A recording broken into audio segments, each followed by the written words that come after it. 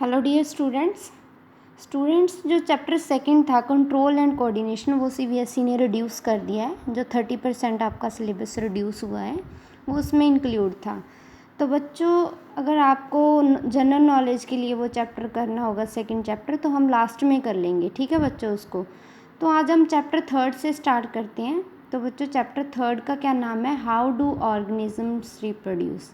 ठीक है बच्चों, ऑर्गेनिजम्स कैसे बनते हैं। ठीक है बच्चे, सबसे पहले हम जानेंगे रिप्रोडक्शन होता क्या है, ये स्टेटमेंट क्या है। ठीक है, इसकी स्टेटमेंट क्या है, इसकी डेफिनेशन क्या है, इसका मतलब क्या है। ठीक है बच्चों, reproduction is a production of new organisms from the existing organisms of a same species is known as reproduction.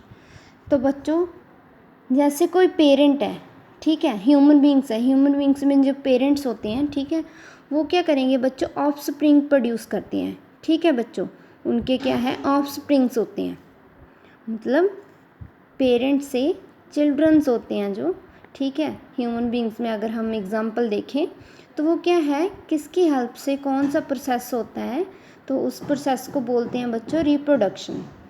ठीक है बच्चों, रिप्रोडक्शन भी बहुत ज़रूरी है बच्चों, क्योंकि जो अर्थ है, ठीक है, अर्थ पे लाइव होने के लिए, ठीक है, कितनी लाइफ्स हैं, ठीक है, तो बच्चों एक अर्थ पे जो पॉपुलेशन है उसको मेंटेन करता है। ठीक है, जितनी हमारी अर्थ पे डेथ होती हैं, ठीक है, और उतने ही बर्थ होते हैं, ऐसे मतलब वो पॉपुलेशन को मेंटेन करके रखता है। ठीक है बच्चे, मतलब कॉन्टीन्यूटी बनी रहती है। ठीक है, continuity of life on earth. ठीक है बच्चे, अगर हम ह्यूमन बींग्स में देखें तो ह्यूमन की स्पीशीज़ है जो, ठीक है, ह्यूमन एक स्पीशीज़ है, वो क्या करेंगे, कॉन्टीन्यूसली ग्रो होते रहते हैं। ठीक है, मतलब उनकी ग्रोथ होती रहती है, पेरेंट्स से बच्चे बनते हैं। ठीक है बच्चों, पेरेंट्स से चिल्ड्रंस होते हैं, और ऐसे बच्चों जो पेरेंट्स होते हैं, ठीक है बच्चों, वो क्या करते हैं, एसेक्सुअल टाइप्स के भी होते हैं और सेक्सुअल टाइप्स के भी होते हैं। ठीक है, अगर हम रिप्रोडक्शन को बोलें इसके टाइप्स, तो बच्चों ये दो टाइप्स के हैं। कौन कौन से हैं, first one is asexual reproduction and second sexual reproduction. तो बच्चों सबसे पहले हम इन दो टर्म्स के बारे में जान लें, एसेक्सुअल रिप्रोडक्शन क्या होता है और सेक्सुअल रिप्रोडक्शन क्या होता है। तो बच्चों जो एसेक्सुअल रिप्रोडक्शन है इसमें एक पेरेंट इन्वॉल्व होता है। ठीक है, एक पेरेंट ही ऑफस्प्रिंग्स प्रोड्यूस करता है। ठीक है बच्चों, और सेकंड थिंग, इनमें कोई सेल्स नहीं होती। ठीक है बच्चों, जैसे गैमीट्स होते हैं ना, ह्यूमन बींग्स में गैमीट्स होते हैं, ठीक है, रिप्रोडक्टिव सेल्स होती हैं, सेक्स सेल्स होती हैं, या जर्म सेल्स होती हैं, ये अलग अलग नाम है बच्चों। तो एसेक्सुअल रिप्रोडक्शन में कोई भी ऐसी सेल्स नहीं होती। तो बच्चों अगर हम इसकी एग्जांपल्स करें, ठीक है, एग्जांपल्स कौन सी आएंगी इसमें, अमीबा, हाइड्रा, ठीक है, प्लानरिया, और बच्चे वेजिटेटिव प्रोपागेशन होगा, ये हम डिटेल में करेंगे। ठीक है बच्चों, अगर हम बात करें सेक्सुअल रिप्रोडक्शन की तो इसमें बच्चे दो पेरेंट्स की ज़रूरत होती है। ठीक है बच्चे, दो पेरेंट्स, एक मेल और एक फीमेल की ज़रूरत होती है। ठीक है बच्चों, the production of new organisms from two parents by making use of their sex cells.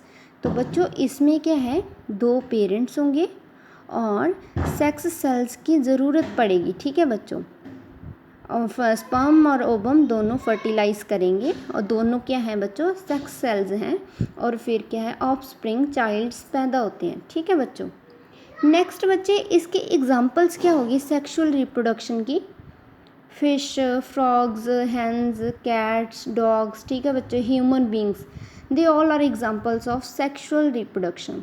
तो बच्चों पहले आपने रिप्रोडक्शन की डेफिनेशन लिखनी है, फिर टाइप्स बताने हैं, सेक्सुअल और एसेक्सुअल रिप्रोडक्शन के बारे में लिखना है, और फिर बच्चे उनमें डिफरेंस करना है दोनों में। ठीक है बच्चे, तो नेक्स्ट बच्चे हम स्टार्ट करते हैं, asexual reproductions are of 6 types. कौन कौन से बच्चे, fission, budding, spore formation, regeneration, fragmentation and vegetative propagation.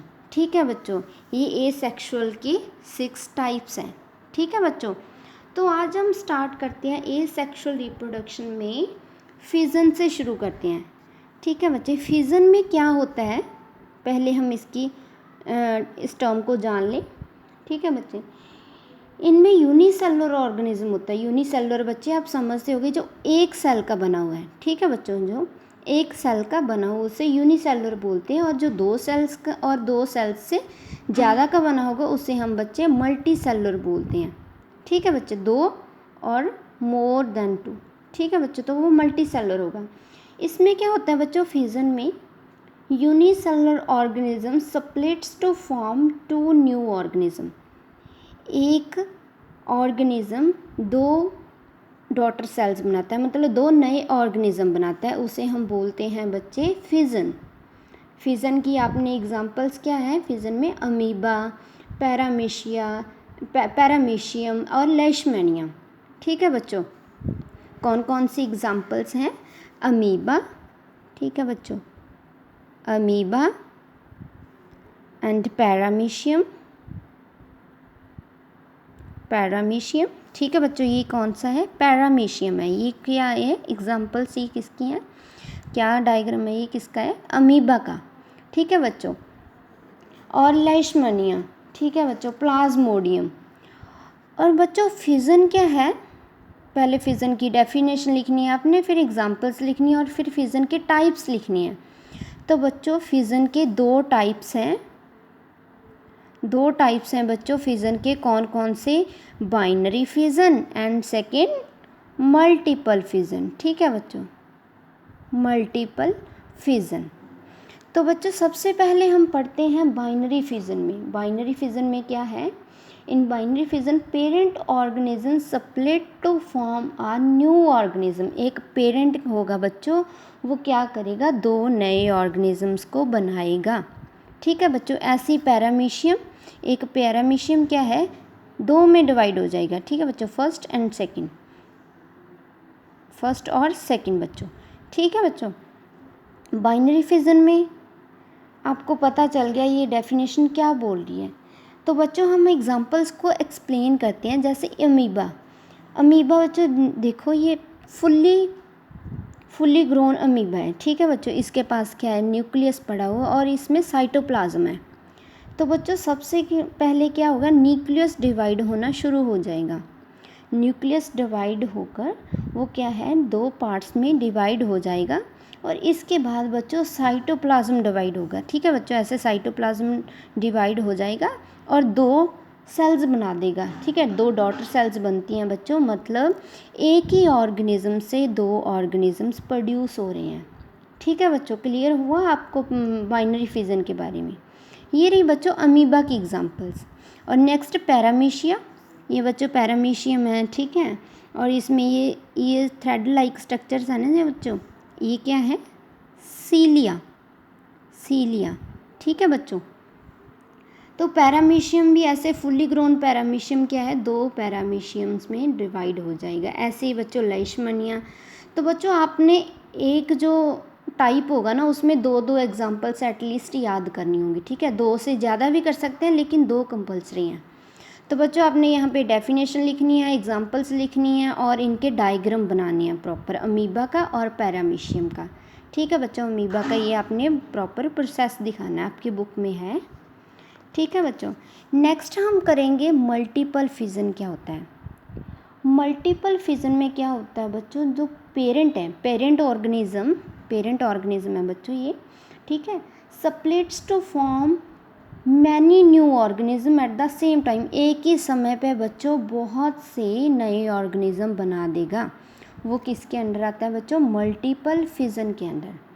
ठीक है बच्चों, तो यहाँ पे ये देखो एग्जांपल्स, न्यूक्लियस है, साइटोप्लाज्म है, सिस्ट है। सिस्ट क्या होती है बच्चों, जो आउटर मेम्ब्रेन है, protective wall is known as cyst. ठीक है बच्चों, कन्फ्यूज़ नहीं होना आपने। तो बच्चों ये फुली ग्रोन, ठीक है, आप इसमें एग्जांपल लेके चलते हो प्लाज्मोडियम की। ठीक है, कौन सी एग्जांपल लेके चलेंगे बच्चे हम, प्लाज्मोडियम। बाइनरी फिज़न में किसकी एग्जांपल सी, अमीबा एंड पैरामीशियम। लेकिन अगर हम बात करें मल्टीपल फिज़न की, तो इसमें बच्चे प्लाज्मोडियम। एग्जांपल कौन सी हैं, प्लाज्मोडियम।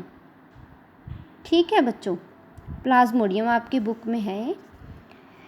तो बच्चों ये एक पेरेंट सेल है, ठीक है। पेरेंट सेल क्या करेगा, बहुत से नए ऑर्गेनिजम्स प्रोड्यूस कर देता है एक ही समय पे, ठीक है बच्चों। तो यहाँ पर क्या होगा बच्चों, जैसे ये सिस्ट है, सिस्ट की क्या है ब्रेक डाउन हो जाएगी, जब ये टूटेगी तो बहुत से डॉटर सेल्स क्या है रिलीज़ हो जाएंगे। कब, जब सिस्ट ब्रेक हो जाएगी, ठीक है बच्चों। क्लियर है आप सभी को मल्टीपल फिजन के बारे में। तो बच्चों प्लाज्मोडियम क्या होता है, ठीक है बच्चों। प्लाज्मोडियम एक बच्चों प्रोटोजुआ है, ठीक है। क्या है बच्चों, प्रोटोजुआ। तो बच्चों ये प्लाज्मोडियम एक मलेरियल पैरासाइट है जो क्या करता है, मलेरिया डिजीज़ प्रोड्यूस करता है ह्यूमन बींग्स में, ठीक है बच्चों। जो ह्यूमन बींग्स हैं ना, हम लोग हैं जो, उनमें मलेरिया है जो प्लाज्मोडियम की वजह से होता है। प्लाज्मोडियम लेके कौन आता है हमारी बॉडी तक, एनोफ्लीज मॉस्किटो। तो बच्चों ये बहुत ही इम्पॉर्टेंट क्वेश्चन है, कौन सा बच्चों, एनोफ्लीज मॉस्किटो। कौन सी मॉस्किटो बच्चे हमें मलेरिया कॉज करती है और प्लाज्मोडियम को लेके हमारी बॉडी में छोड़ती है, एनोफ्लीज, ठीक है बच्चों। फीमेल मॉस्किटो का नाम है जी, ठीक है बच्चों। अगर आपको बाइनरी फिजन, मल्टीपल फिजन तक यहाँ आज हमने जो भी किया है, यहाँ तक किसी को प्रॉब्लम है तो बच्चों आप मेरे से पर्सनली पूछ सकते हो। तो बच्चों आपने नोट्स कैसे बनाने हैं, पहले आपने चैप्टर शुरू करना है, ठीक है बच्चों। डेफिनेशन लिखनी है रिप्रोडक्शन की, टाइप्स लिखनी है एसेक्सुअल और सेक्सुअल की, और बच्चों उसमें एग्जांपल्स भी लिखनी है और मतलब इनके डिफरेंस करने हैं, ठीक है बच्चे। 3 डिफरेंस कौन कौन से हैं, एक तो इनकी डेफिनेशन, दूसरा सेल्स होती हैं, ठीक है, सेक्स सेल्स होती हैं और नहीं होती, ठीक है, ये दोनों डिफरेंस हो गए। और बच्चों एक थर्ड कौन सा हो गया, उनकी एग्जाम्पल्स के बारे में, ठीक है बच्चों, एग्जाम्पल्स के बारे में लिखना है। तो आपको डिफरेंस हो गया, एसेक्सुअल रिप्रोडक्शन के बारे में लिखना है, ठीक है, उनमें कितने टाइप्स होते हैं और हमने कौन से डिस्कस किए हैं ये बच्चों आपने बनाने हैं और सभी ने मुझे फ़ोटो भेजनी है, ठीक है बच्चों।